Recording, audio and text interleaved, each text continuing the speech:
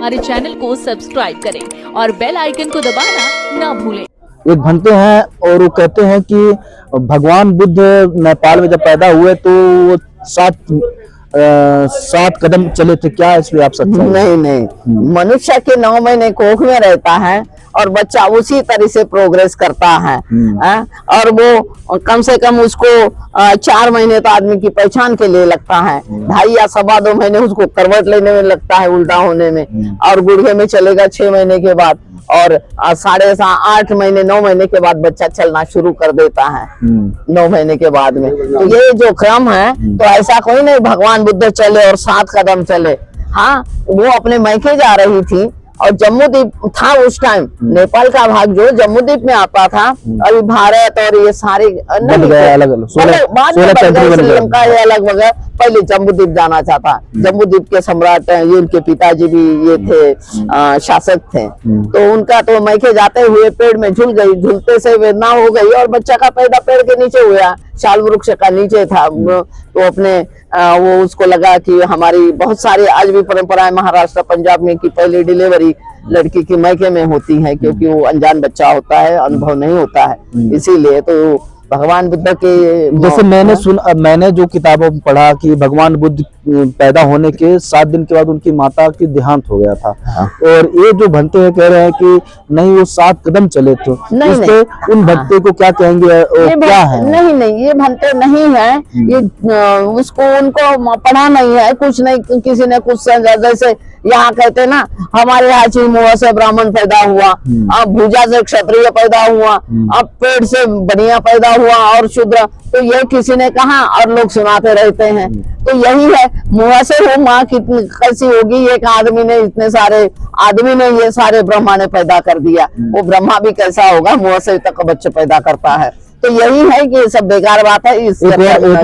एक और चर्चा है, उन्होंने ये भी कहा कि जब से महिलाएं बौद्ध धर्म अपनाने लगी हैं, तब से अब 2,500 बीत गया है, 2,500 वर्ष बाद ये बौद्ध धर्म नष्ट नाबूद हो जाएगा, बिल्कुल जीरो पे आ जाएगा।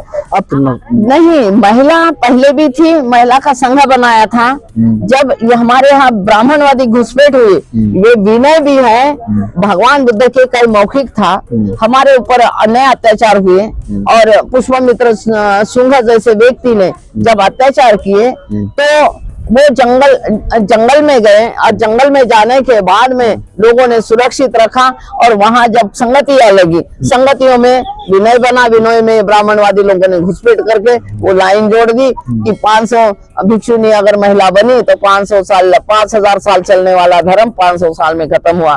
धर्म आज भी चल रहा है और 7 समुद्र पार चला गया है।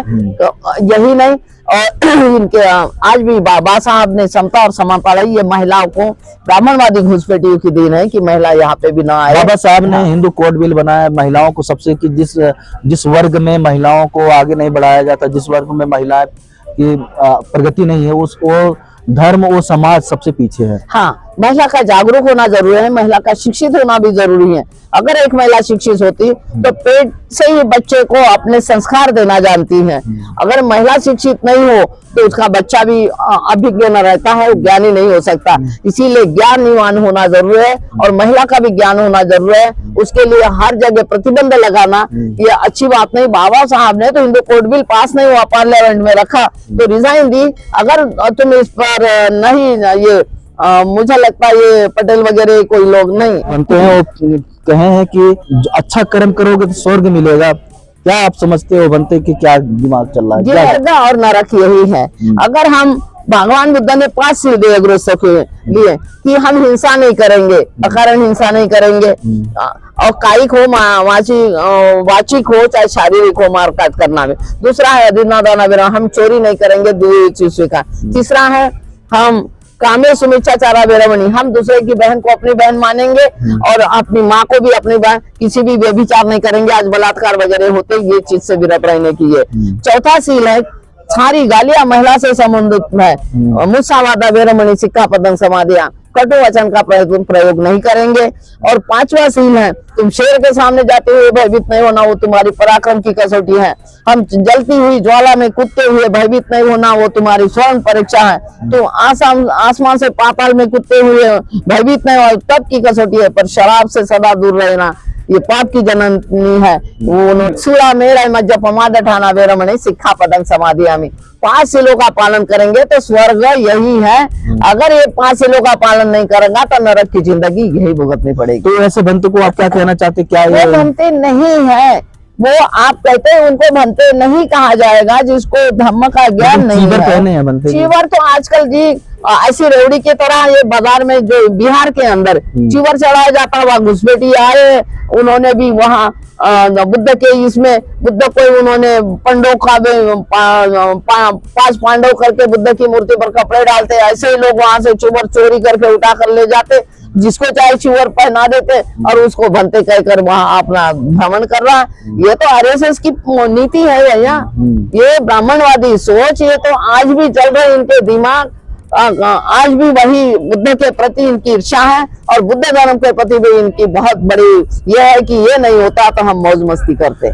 जब भगवान बुद्ध की परिनिर्वाण हुआ तो उसके बाद मनुवादियों ने बनाया था हीनयान, महायान, ब्रजयान। तो इसमें इन लोगों ने महायान है जो जिसपे अंधविश्वास है, तंत्रयान, उसपे मनुवादी जो आरएसएस की चाल है वो कामयाब हुई, और जो बाबा साहब ने अपनाया था और फ्लॉप होते नजर आ रहा है। देखिए बाबा साहब ने कहा हम बुद्धयानी है, हम बुद्ध को मानते हैं, हम वज्रयान, तंत्रयान, महायान, हीनयान नहीं। हाँ थेरवाद है, हमारी थेर परंपरा है। अगर भिक्षु श्रामणेर होता उसकी उपसंपदा होती है, 1 साल के बाद, 1 साल हुआ 10 साल के बाद स्थविर होगा और 20 साल उपसंपदा में हो गया महास्थविर होगा। मैं भी महाथेरी हूँ। तो ये हमारी थेरवादी परंपरा है, वो सर्वस्ववादी परंपरा है।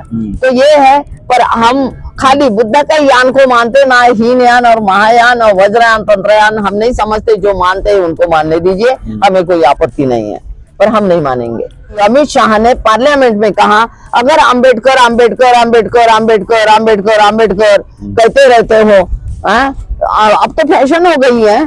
ये कहते हैं कि अगर तुम भगवान का नाम लेते तो स्वर्ग मिलता। तो भगवान डॉक्टर बाबा साहब आम्बेडकर हुए कि जो दास्ता थी, आदमी को पशु की तरह माना जाता, पानी नहीं पीने देते थे, कपड़े नहीं पहनने देते, धन संपत्ति रखने का अधिकार नहीं था। आज हमारे डॉक्टर, इंजीनियर और आईएएस, आईपीएस और हाँ और जो आईएफएस, ये सारे के सारे पीएम राष्ट्रपति जो बने हैं ना, तो ये और महिलाएं भी बनी है राष्ट्रपति, अभी भी है। इंदिरा गांधी प्रधानमंत्री थी। और जो ये थे कि बाबा साहब के संविधान की देन से बनी है। बाबा साहब ने एक कलम से सभी को स्वर्ग दिलाया है। हमें स्वर्ग की चिंता नहीं है, स्वर्ग की चिंता उनको है। तो हमारे लोगों को उनकी जरूरत नहीं, भगवान को मानते हैं। बाबा साहब के लोग पूजा करते रहेंगे।